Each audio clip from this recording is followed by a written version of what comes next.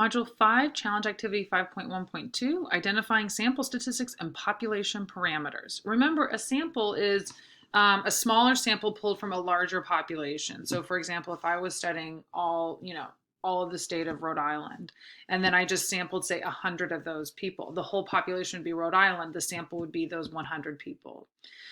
A grocery store sells apples in bags that are claimed to have a mean weight of 3 pounds. The Department of Weights and Measures tests 100 randomly selected bags and finds a mean weight of 2.8. Now, our sample statistic is the statistic base, the mean based on that sample. So here we have 100 randomly selected bags and the mean weight was 2.8. That tells us our sample statistic is 2.8.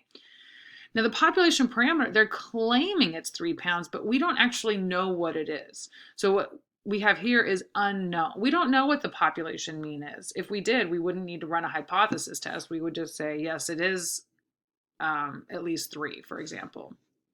All right, let's check. Nice little green check mark. Let's move on to section 2, or part 2. A physics class achieved a mean score of 82% on a physics assessment. The physics professor believes the class has performed significantly better than the expected mean score of 78%. So again, our sample is the class. We know that they did 82%. That was what they earned on that last exam.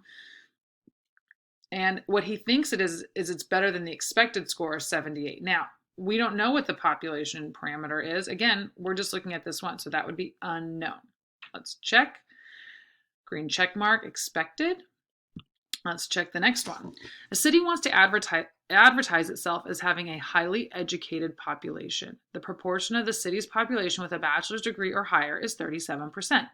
The city believes that 37% is significantly higher than the general proportion of the United States population with a bachelor's degree or higher of 33.4%. So our sample is based off this city. So we have a 37%.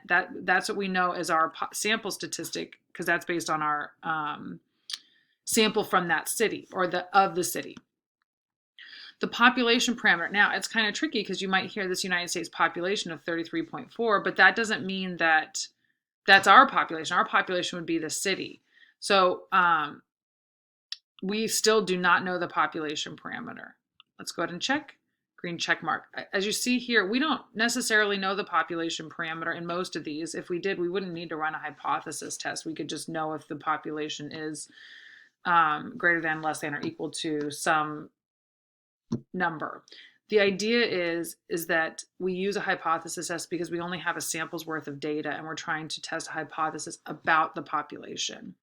So if you have any questions about that, that was challenge activity 5.1.2. You let me know, or if you have any questions about anything else. All right.